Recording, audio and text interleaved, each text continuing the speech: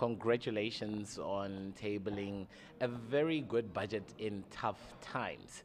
Your budget is up 8% on last year, which is above inflation, which should at least fare well for Gauteng. Are you confident this is the budget to get things going and to get the investor confidence that we so eagerly hoping for in South Africa? Well, I think that it's the best we could do under the circumstances. 9 billion rand is not a small increase in a provincial budget in 1 year.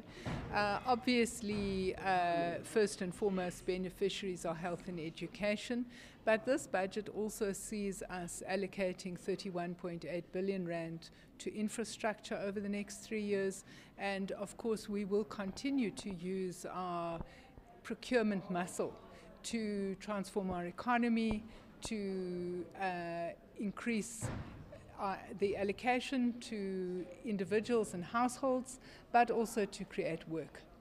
I mean, you spoke about an interesting phrase that I particularly liked. You spoke about procurement transformation, as in where government procures its services, and tilting that towards the township economy. Is it bearing fruits?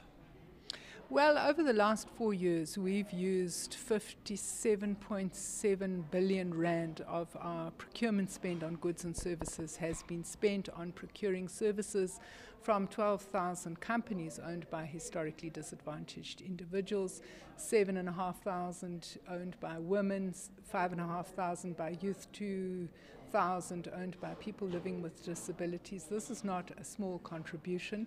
17 billion rand of that went directly to micro enterprises, township entrepreneurs.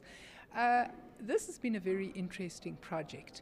We now have 9,500 township entrepreneurs on our central supplier database. We've used half of them, which I think is a very substantial contribution. The other half are in supplier development programs.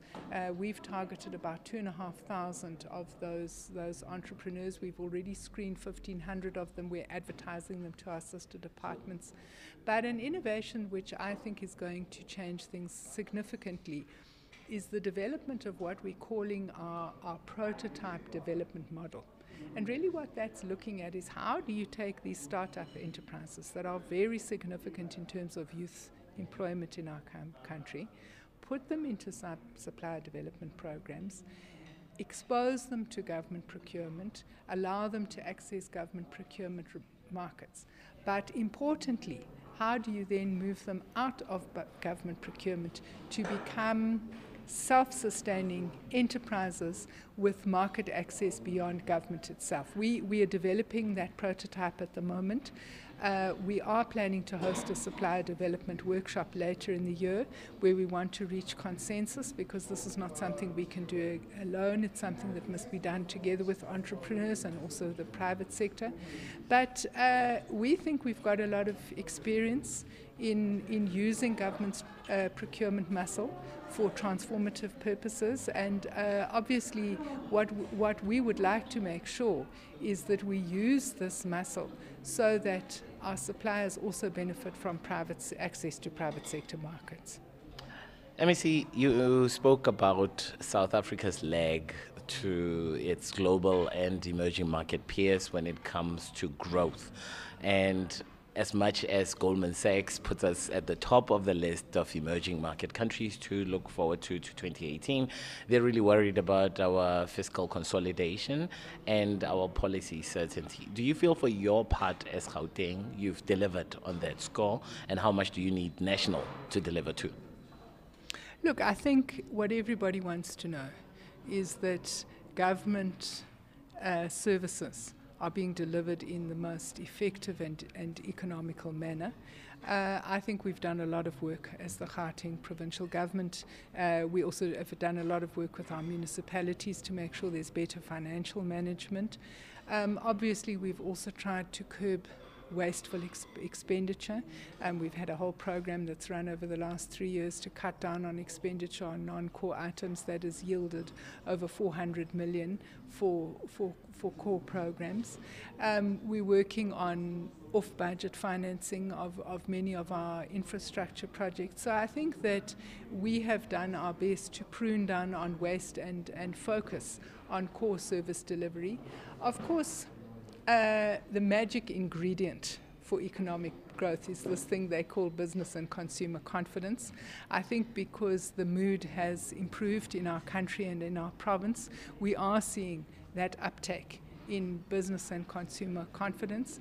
And I'm hoping that later this year that will translate into improved growth figures.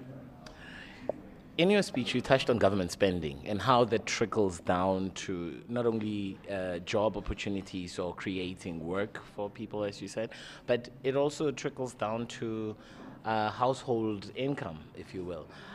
Do you find the correlation has been supporting that over the last 3 years? Look, as provincial government, we've spent about 42.2 billion over the last 4 years on infrastructure. And we did originally a couple of years back an independent study. We're now updating the figures ourselves. What we found is that for every R1 we spend on infrastructure, 67 cents goes into the Gauteng economy.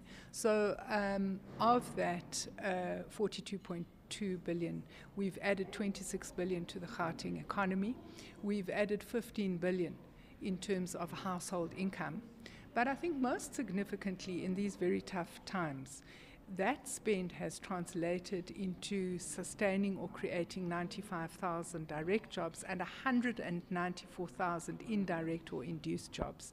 Now, that is very significant because I think without that spend, we would have seen a much more significant jobs by bloodbath in this province. Quick final question. As part of your speech, you spoke about the fact that Gauteng would still like to see more VAT zero rated products on the list. Is there any products that stands top of mind for the Gauteng province? Well, I think Premier gave guidance on this last Monday. He spoke about the fact that working class families spend a disproportionate portion of their income on transport. He also spoke about electricity. One of the issues that's been raised with me is school uniforms. So I think that we would want to participate in these public hearings and we would want to make sure that the voice of Gauteng's residents are heard in that process.